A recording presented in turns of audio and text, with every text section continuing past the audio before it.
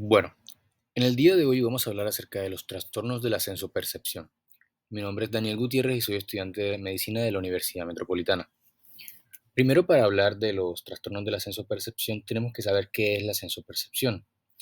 Pues tenemos que entender que son sensaciones originadas por estímulos periféricos y se convierten en percepciones, luego en representaciones, es decir, en conceptos o ideas por medio de la actividad cerebral.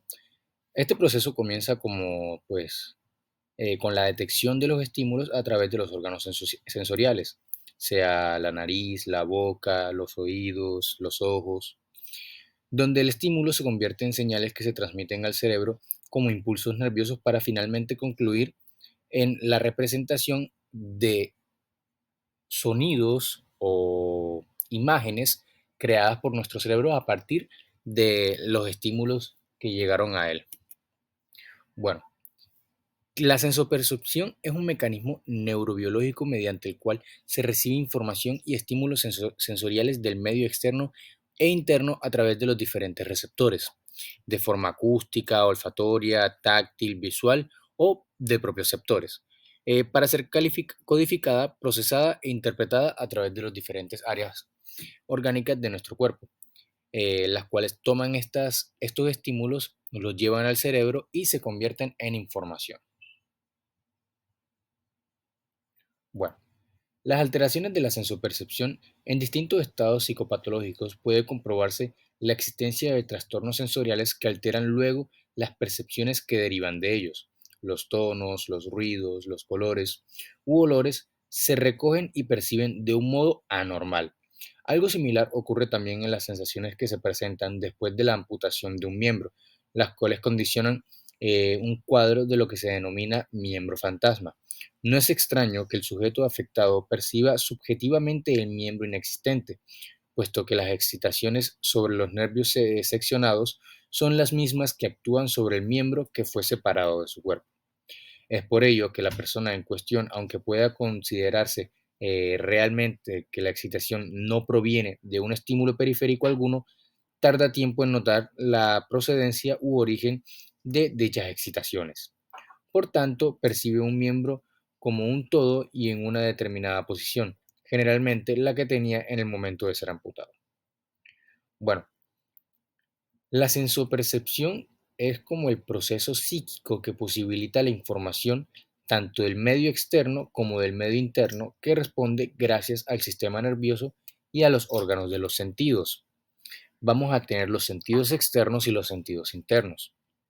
En los sentidos externos podemos integrar la vista, el oído, el olfato, el gusto y el tacto, que son aquellos que posibilitan la relación con el medio ambiente exterior e informan a través de los receptores especializados los distintos tipos de estímulos del medio y las variaciones que ocurren en este. Luego tenemos los sentidos internos, que son los receptores interoceptivos y propioceptivos, que informan lo que ocurre en medio al interno, del medio al interno, y es decir, que del funcionamiento de órganos interiores, movimiento y posiciones del cuerpo hacia la percepción propia. Tenemos los trastornos de la sensopercepción cualitativos y cuantitativos. Entre los cuantitativos tenemos que las alteraciones o trastornos de la sensibilidad, donde existen variaciones de la intensidad de lo percibido, como un aumento o disminución o abolición de una función, entre las cuales tenemos la hiperestesias, la hipoestasias, las anestesias, las parestesias y las senestesias o senestopatías. Bueno, estos trastornos adquieren su mayor importancia en neurología como expresión en la existencia de alguna enfermedad neurológica. En las enfermedades psíquicas funcionales, como enfermedades sin establecer causa de tipo orgánico, como encefalitis infecciosa, tóxica o de otro tipo, generalmente los trastornos de la sensibilidad no se presentan. Cuando están presentes, tienen un carácter más generalizado o de distribución correspondiente a zonas funcionales del cuerpo, una pierna, una mano, la cabeza u otras. Los trastornos de la sensibilidad propiamente dicho, pues tenemos que son raros en enfermos psicóticos, con excepción de la psicosis maníaco-depresiva, en fase depresiva o melancólica, donde las hiperestesias son frecuentes. En los enfermos con trastornos disociativos y trastornos de conversión, pacientes neuróticos y son usuales los trastornos de la sensibilidad cutánea. En algunos histéricos, las anestesias y las hiperestesias a veces también pueden encontrarse en los pacientes depresivos. Bueno, tenemos lo que son los trastornos cualitativos de la sensopercepción.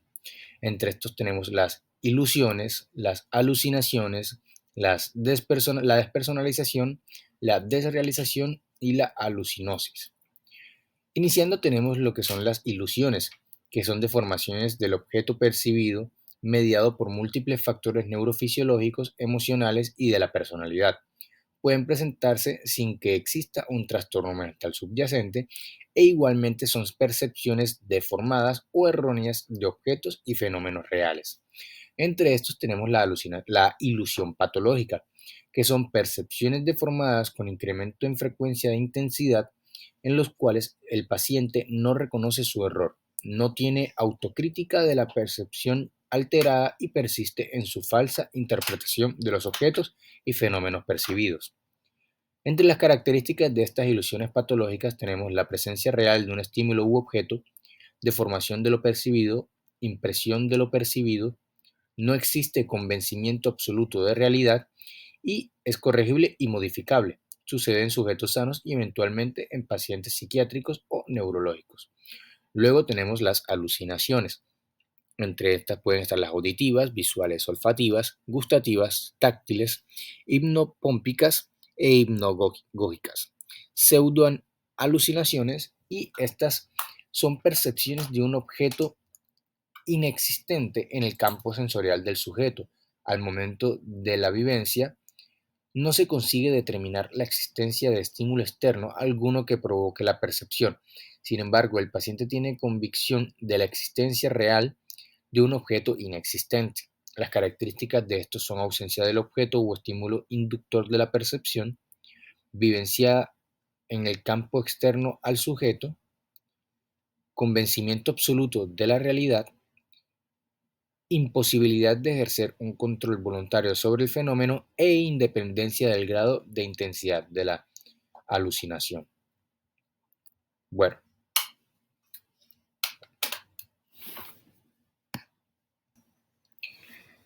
en la despersonalización tenemos que es una autopercepción cambiada. Entre estas es una alteración de la conciencia de sí mismo, sentimientos de cambio del yo o vivencias de transformación y se puede manifestar por alteraciones de esquema corporal, deformaciones de la sensación de forma y volumen del propio cuerpo, donde el enfermo asegura que su cuerpo ha crecido o disminuido de tamaño. Estos son trastornos totales del esquema del cuerpo o que han cambiado distintas partes de este. También tenemos la desrealización, que es la percepción del mundo circundante de manera distinta a como lo había percibido antes. El enfermo sostiene que los objetos que le rodean parecen otros y en ocasiones no puede precisar en qué consiste este cambio, pero expresa que todo lo que lo rodea parece indeterminado, poco claro y se limita a decir que todo está de otra manera, de los cuales tenemos la poliopía, que es una visión de imágenes múltiples, autoscopia, que es visión de uno mismo en el espacio exterior, macropsia, que es la percepción de los objetos más grandes de lo que son en realidad, o micropsia o alucinación liliputense, que es la percepción en que los objetos son más pequeños de lo que son en realidad y al mismo tiempo parecen lejanos. Igualmente que la metamorfosis, que es la distorsión del tamaño y forma de los objetos. Luego tenemos la alucinosis, que es la percepción de un objeto o fenómeno presente al momento de la evidencia que el sujeto se percata sobre la irreal situación que experimenta. Son alteraciones provocadas por trastornos tóxicos, infecciosos, tumorales y epilépticos, a diferencia de las alucinaciones, que son reconocidos por los enfermos como consecuencia de una alteración. Es decir, que el sujeto tiene crítica que son producto de su enfermedad.